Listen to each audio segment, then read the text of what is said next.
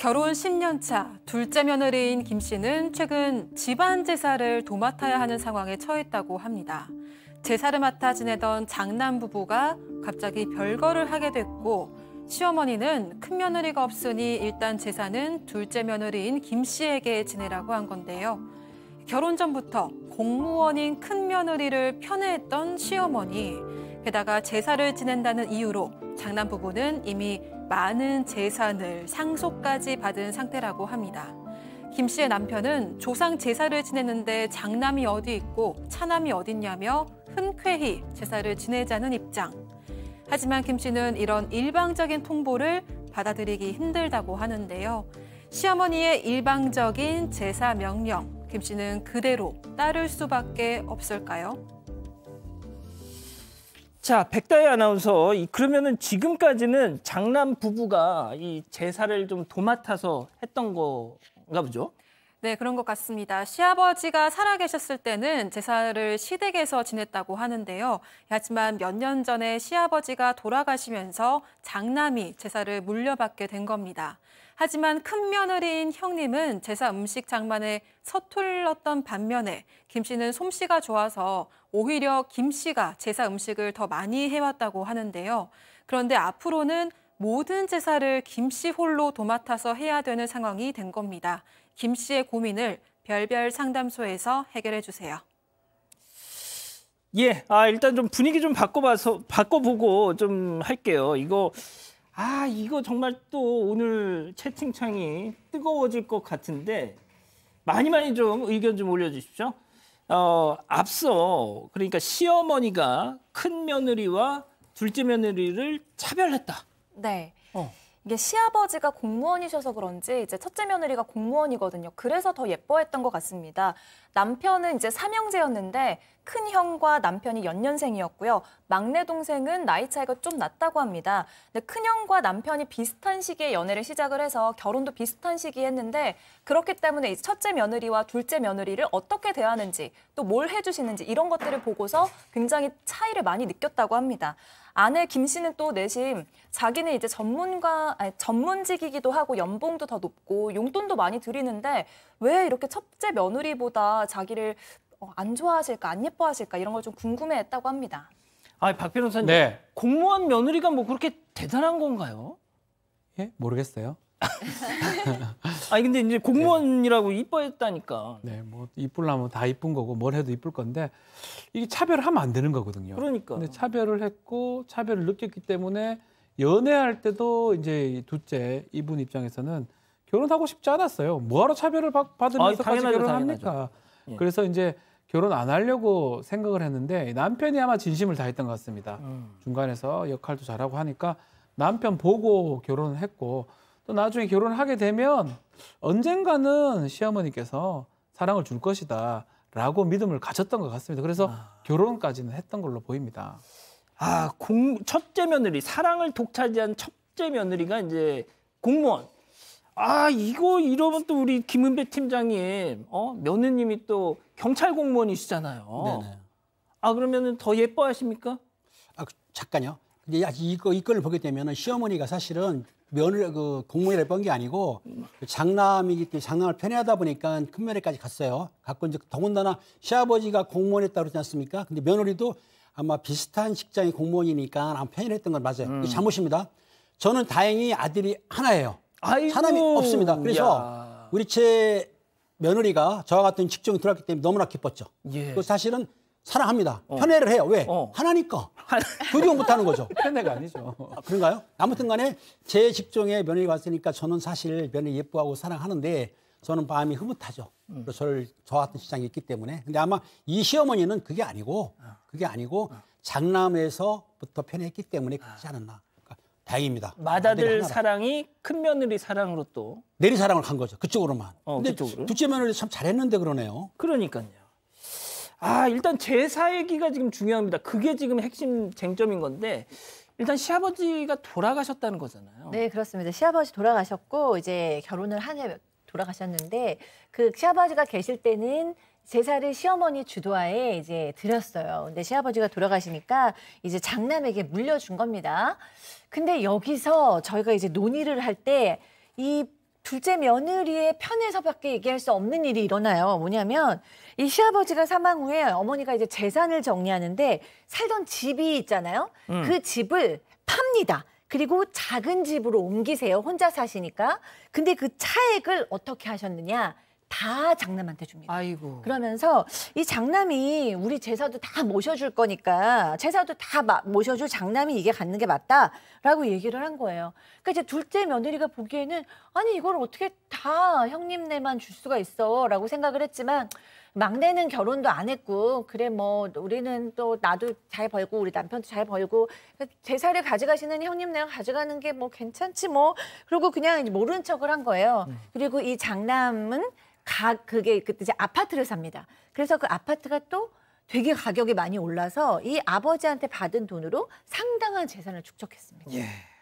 자, 부모 자식 간에도 이렇게 뭐가 됐든 재산 상속이 이루어지고 어떤 무언가를 전제로 이렇게 상속이 이루어지거나 이렇게 된다면 받은 값을 해야 되는 거 아니에요? 그런데 이제 장남 부부도 맞벌이였기 때문에 제사를 잘 하기가 좀 쉽지는 않은 상황이었는데요. 그래서 제사는 이제 장남 부부에서 지내긴 하되 대부분의 음식은 김 씨가 마련해서 갔습니다. 아이고. 김 씨는 친어머니의 도움을 받아서 음식을 마련을 했는데 사실 제사 음식이 좀 애매한 게 가족끼리 나눠 먹고 이걸 다시 챙겨서 집으로 가져가기도 좀 애매하잖아요. 그러니까 뭐 마침 장남 부부도 이 음식 너무 맛있다라고 하니까 음식을 해서 가족끼리 그 제사 끝나고 조금 나눠 먹고 이걸 이 집 냉장고에 넣어놓고 오는 거예요. 그러니까 며느리 입장에서는 내가 해왔는데 이 집 냉장고에 넣고 형님 냉장고로 들어간다. 그렇게 되니까 너무 내가 손해보는 느낌 이런 게 드는 거죠. 아하, 이런. 자, 소장님, 이제 네. 지금부터 시작입니다. 예. 장남 부부 사이가 안 좋아지기 시작합니다. 지금. 네, 그렇게 된 거예요. 그러니까 사실 이 장남 부부는 맨 처음부터 사이가 안 좋았어요. 티격태격했는데 이제 그래도 이제 살고 있었어요. 근데 어느 날 이 장남 부부가 별거를 시작했다라는 얘기를 듣기 시작했습니다. 그런데 이제 별거를 하고 있는 중에 시아버지 제삿날이 온 거예요. 그러니까 이제 어떻게 해요? 그러니까 시어머니께서 이제는 얘네가 지금은 별거하고 있으니까 어쩔 수 없다. 이제 우리끼리 하자. 그러면서 이 둘째 며느리한테 네가 음식을 해와라. 이렇게 된 거예요. 그러니까 뭐 늘 하던 음식이니까 네 그러고 이제 음식을 해가지고 갔어요. 근데 당일날 아버지 제사에 이제 큰 아주버님이죠. 형님 장남이 왔는데 그 장남이 뭐라 그러냐면 아무래도 이혼할 것 같다. 그러니까 이제는 별거 아니고 이혼하겠다라고 얘기를 한 거예요. 이제 통보를 한 겁니다. 그러니까 이 어머니께서 뭐라고 얘기하셨냐면 그럼 장난이 이혼을 하면 앞으로 재산은 쭉 둘째나가 모시는 걸로 하겠다.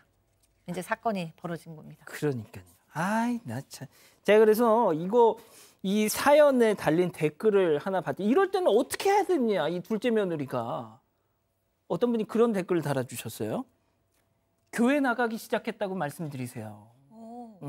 좋은 생각이에요. 아니, 뭐가 또 좋아, 또 좋기는. 예. 자, 일단 팀장님. 결국 저희가 항상 뭐 이런 비슷한 사례를 전해드릴 때마다 그 신랑들의 어떤 그 스탠스가 참 중요하다. 그렇죠. 예, 이 경우도 그럴 것 같습니다. 그러니까 그 둘째 그 신랑이 이제 자기 처가 싫어한다고 한다면 사실 제사라는 것이 꼭 모셔야 되는 사람도 있고 안 모시는 사람이 있는데 아까 말씀도 뭐 기독교도 제사는 모시지는 않고 기도회만 하거든요. 그러니까 이런 경우에는 여성분이 스트레스 받고 힘들어한다면 그 둘째 차남이 어머니를 만나가지고 설득을 해서 그냥 이혼했으면 어때요? 제사 지내라든지 아니면 내가 가져가게 되면 좀 간소하게 할 수 있게 조정을 해야 되지 일방적으로 처리하기 매우 힘든 일 같습니다. 이거. 그런데 이제 이 보통 남성들은 뭐 그럴 수밖에 없겠죠. 이제 이런 상차림, 제사가 됐든 제사상이 됐든 차례상이 됐든, 그러니까 음식 준비하는 거에 어떤 그 노고를 잘 모르잖아요, 솔직히. 네, 그렇습니다. 저는 정말 여러 여성들, 중년 여성들의 이 화병이나 우라병에 제사가 있는 걸 아주 자주 확인을 했어요.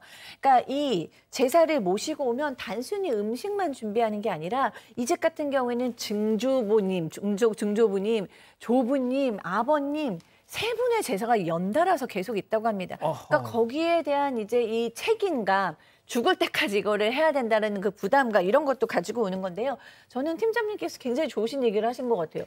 왜 제사를 드리는데 꼭 며느리 따라갑니까? 며느리가 없어지면 그 제사 못 드립니까?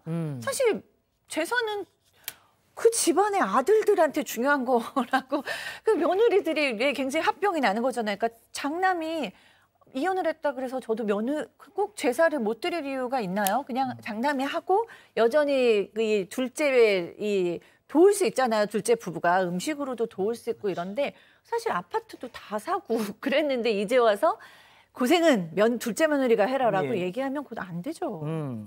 알겠습니다. 그러면 이쯤에서 별별 상담소 오늘의 궁금증 짚어보죠. 둘째 며느리의 제사 강요. 이혼 사유까지는 몰라도 박 변호사님 생각 어떠세요? 네, 이혼 사유라 보기는 조금 아직 단계선 그렇습니다. 그렇지만 이게 원인이 돼가지고 예컨대 남편의 어떤 좀 강압적인 얘기라든지 그런 것들이 반복된다면 충분히 이혼 사유가 될 수가 있고요.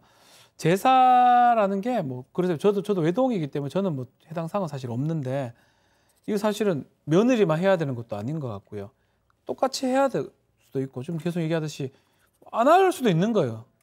그거는 사람마다 다른 거기 때문에 이걸 갖고 강요하거나 무조건 해야 된다라고 얘기하기는 좀 어려워 보이는 상황이고 일단 이 단계에서는 이혼 사유는 아니다. 그렇지만 여기서 좀 더 나아가서 남편의 행동이 적절치 못하다라고 하면 이혼으로 갈 수도 있다라고 얘기를 드릴 수 있을 것 같습니다. 박 변호사님은 외동 아들인데 이런 문제에서 자유로우신가요? 코로나가 있어가지고 예. 제사를 좀 못했습니다. 아, 코로나. 예.